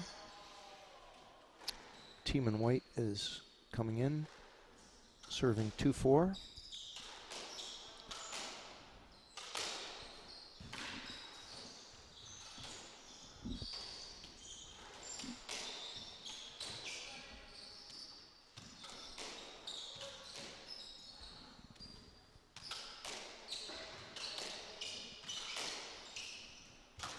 Oh, there's a forehand off the back wall from Katie. And that's a good drive by Jana.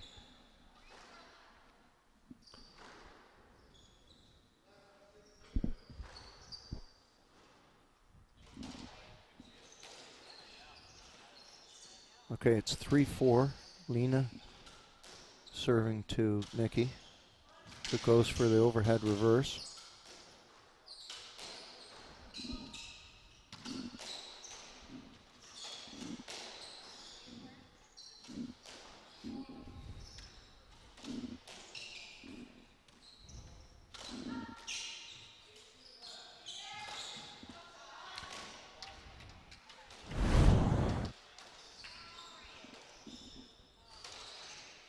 So Lena hit a really good reverse once Katie missed that cross drop. So it's 4-all.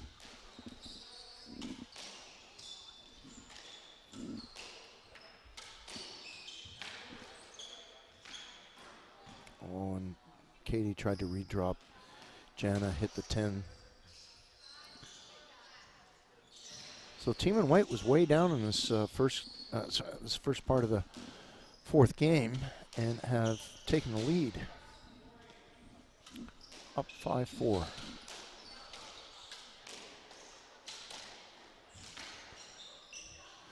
Katie, apologetic, hit the frame and it spun up and won the point with a roll corner.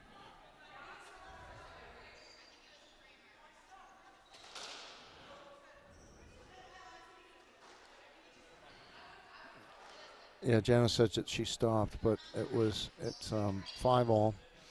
That was actually a frame winner. It spun off Katie's frame for a roll corner winner.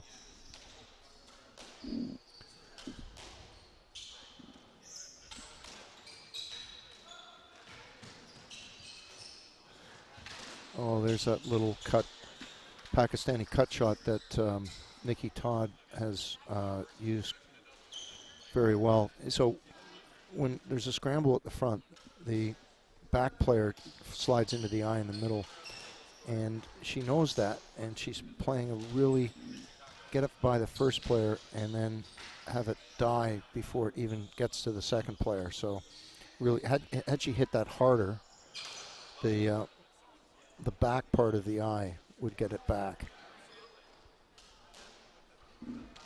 Really smart shot from Nikki Todd. But 6-all, fourth game, Team in Olive up 2-1.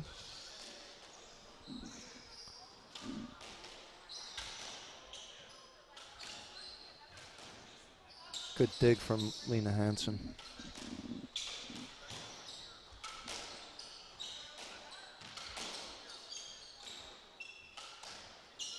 That's a good reverse from Jana.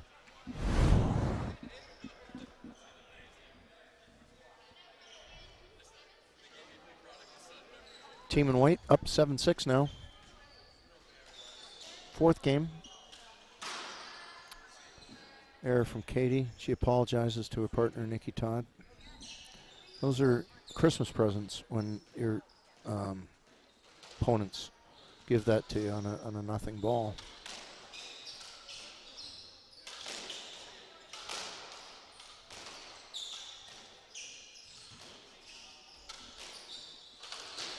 Oh, and Katie fired one into the ceiling.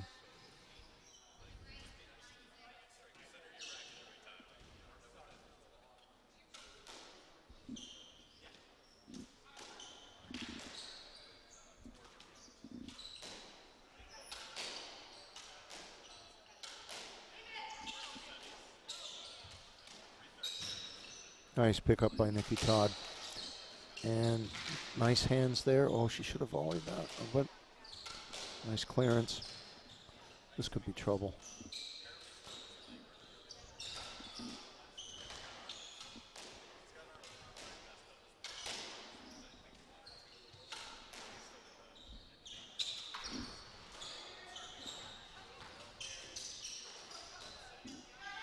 Really good rally here, and nice lob. The rare forehand lob from Katie Tutrone for a winner. Okay, Jana is serving up 9-7, and this is the middle of the game where the team in white has had problems closing the game off. So we'll just see what happens here.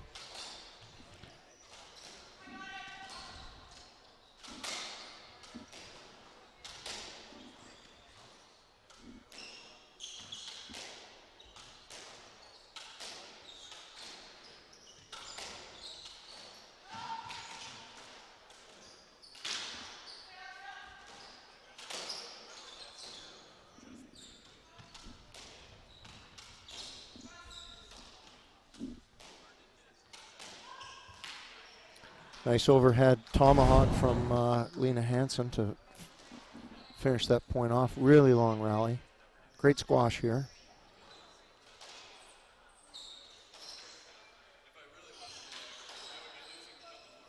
All right, Jana serving 10-7. It's the second semifinal of the Women's Pro Tournament.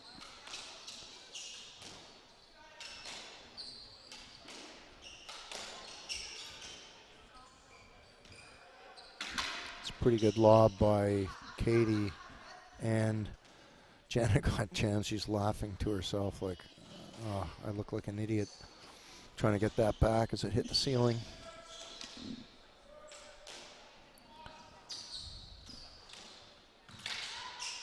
Oh, you know what? Lena's hit that a couple times. That when she's gone up to the front right corner, she's hit a backhand reverse. It's easier to hit that than turn all the way around to play a forehand.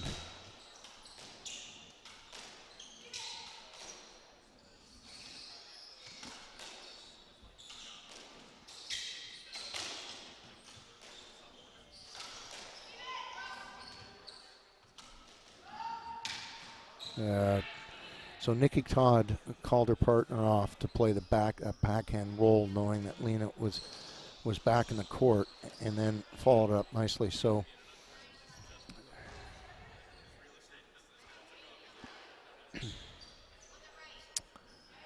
9-11 Katie Tutrone serving to Jana Xia.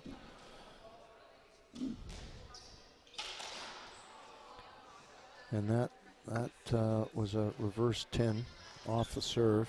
Very risky. Now we're tightening up.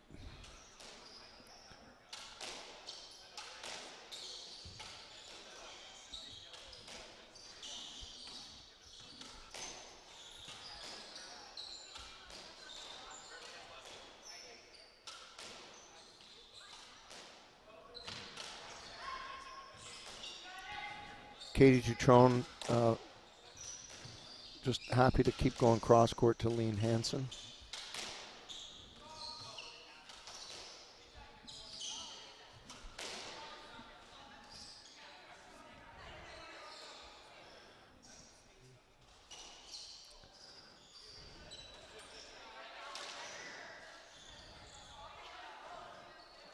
So with that drive, the ball broke.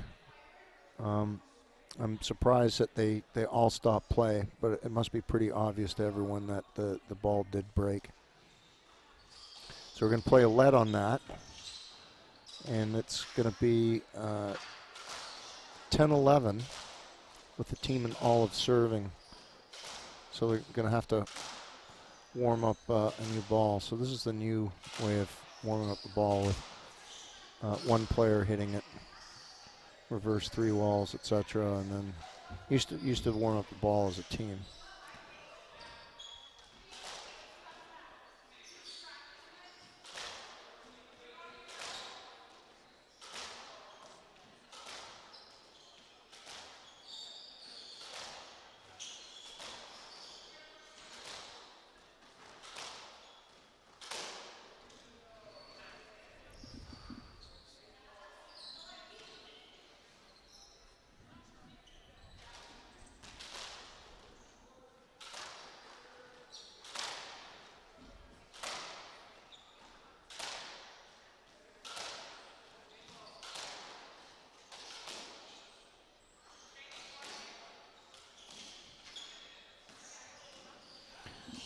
Okay, the ball's warmed up, and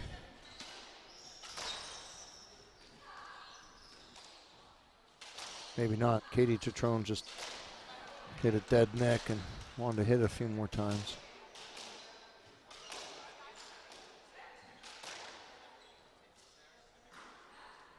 All right, so team in olive down 1-2 and 10-11 in this 4th game. We'll put the ball in play.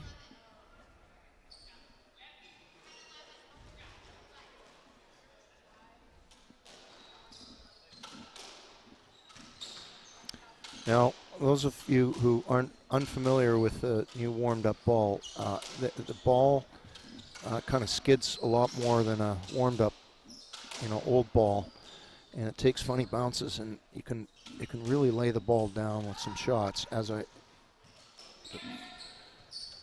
it's going to die at the back, and it's going to go in play. Oh, there's that ball dying. That was the team in olive, I thought, was going to win that point maybe 2 or 3 times during the rally, but let the team in white off the hook. So Lena's coming in 12-10.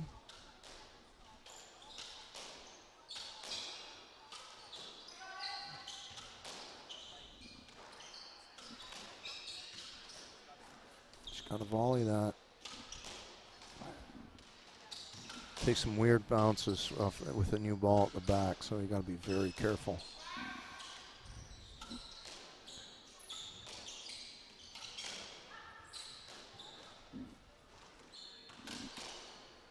It's just trying to scrape that off the wall.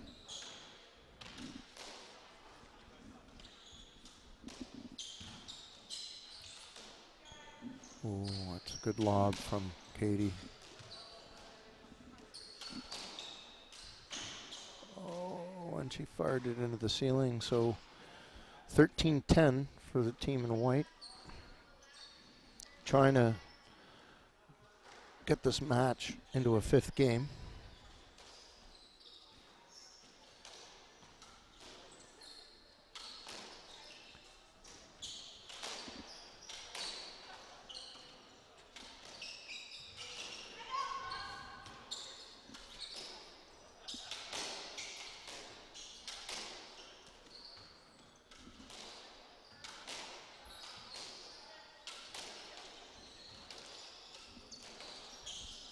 Long rally here.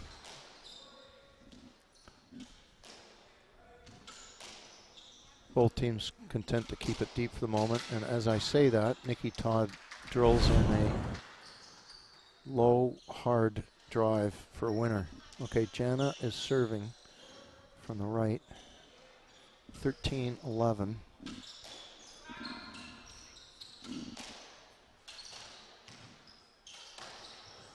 That's that dangerous reverse off the reverse that Jana has hit quite a bit in this match.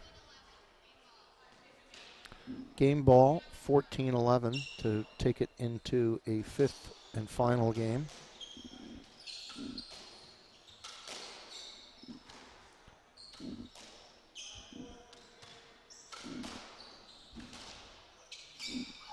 Oh boy. And that's a ceiling error from Katie Tutrone. It's 2-2. Oh, well maybe not. She got hit.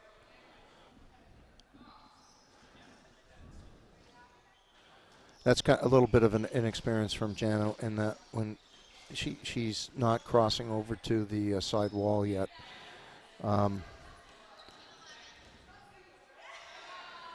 she's been hit a couple times, but you know sometimes you got to take one for the team.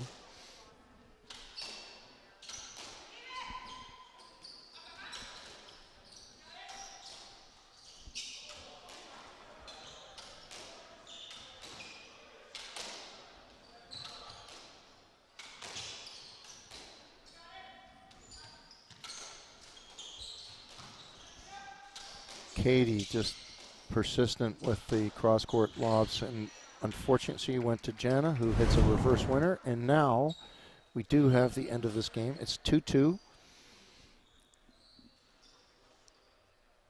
2 minutes. We'll be back. Don't go away.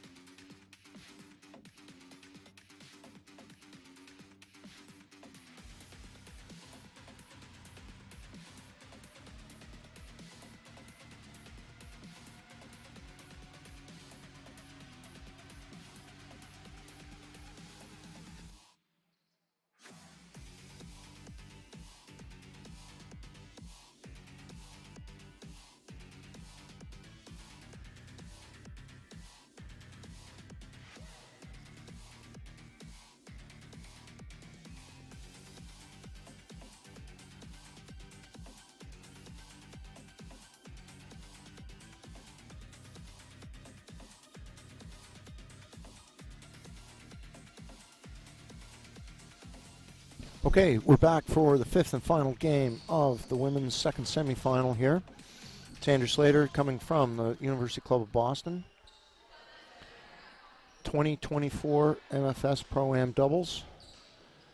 In the first women's semifinal, number one seeds Susie Pierpont and her partner Georgina Stoker won over the number three seeds and two-time defending champions Kaylee Leonard and Marie Elena Ubina. So this is game 5. Team in white won their quarterfinal yesterday, where the Landman twins had to retire due to injury in the second game. And that's Jana Shia from Egypt and her partner Lena Hansen, originally Danish. She lives in Greenwich, Connecticut, with her partner Cameron Pilley, who'll be performing for us tonight in the men's semifinal.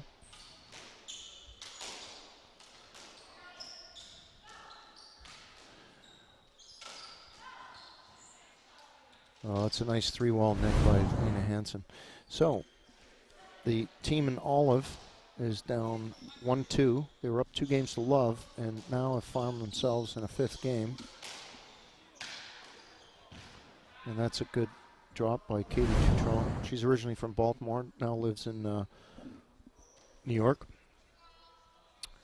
Katie's mother, Lisan Tutron, she and her partner, Kat Grant, have probably gone undefeated for 20 years in age group women's doubles. Have won a ridiculous amount of U.S. and Canadian titles. So she's of squash royalty. Her partner on the right wall, Nikki Todd, originally from Regina and then Winnipeg, is the assistant squash professional at the Toronto Cricket Club. We're all heading there in 2 weeks for the Canadian National Doubles. Oh, and Katie got jammed in the back corner. Team in white up 4-2, 5th game, 5th and final game.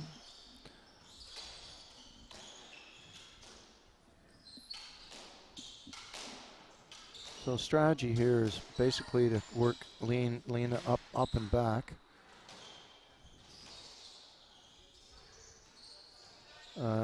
Jana has hit a number of nice winners lately, so I think they're trying to freeze her out a little bit.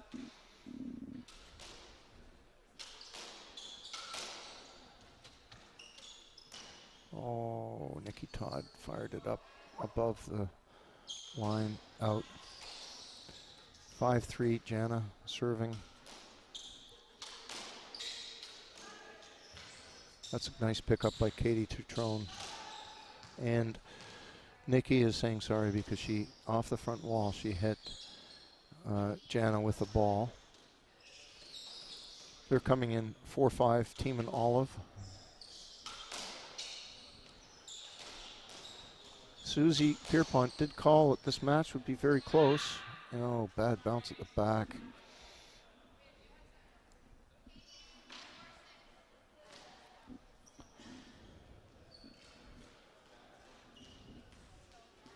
Four, 6.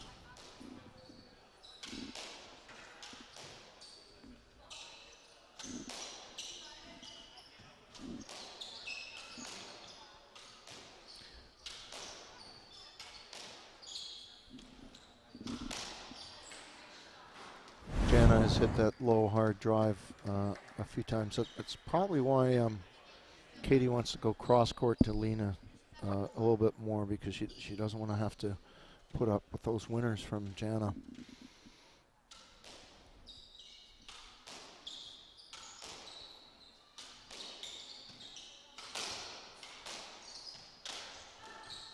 That's a nice 3-wall boast by Lena Hansen.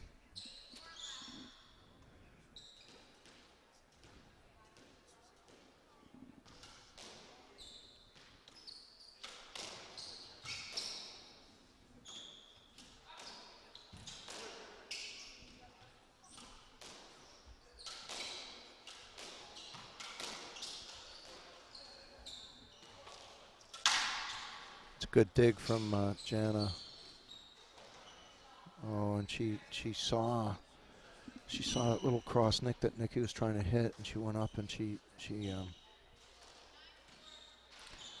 a really nice nick. And she doesn't look too happy about the fact that she hit an unbelievable winner.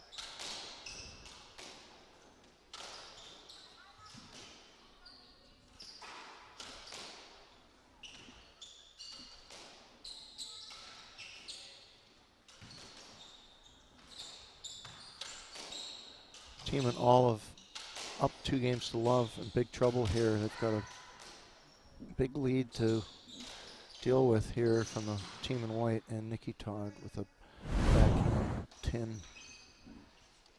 It's 10-4. Team in white trying to close out the match. Remember that later on, early evening, we've got the 2 men's semifinals. There should be some good squash there. We've got Cameron Pilley and Ryan Kiskelly going up against #1 seeds James Stout and his partner Scott Arnold. And then bottom half of the draw, we've got current U.S. amateur, I used to say U.S. nationals.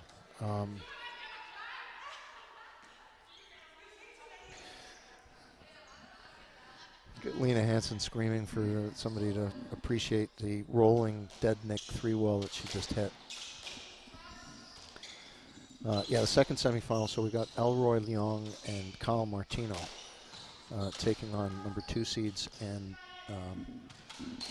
Sam Khalifa and Chris Callis. Now, Chris has won this tournament 4 years in a row with 3 different partners, and this is his 4th partner coming into this tournament in 5 years. So.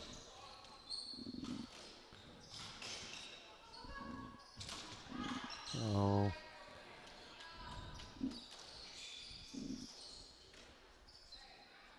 The team in white has really cut their errors down and are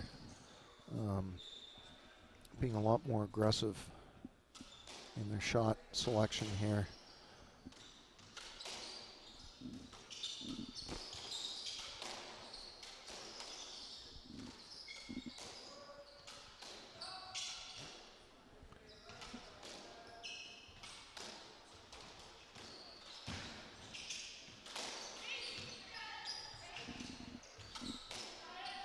Good scrambling by the team in all of trying to back each other up here.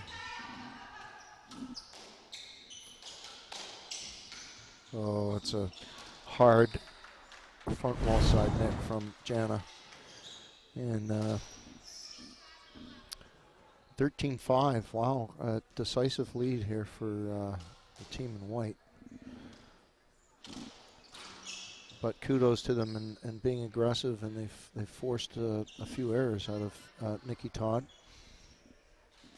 And it's match point here for Jana and Lean Hansen. And there it is. That's the match. What a comeback, down 0-2 to come back and win 5 games. So we'll see you early evening. I believe it's 6:30 and 7:30 for the men's semifinal matches. Signing off from the University College of Boston. We'll see you soon. Bye.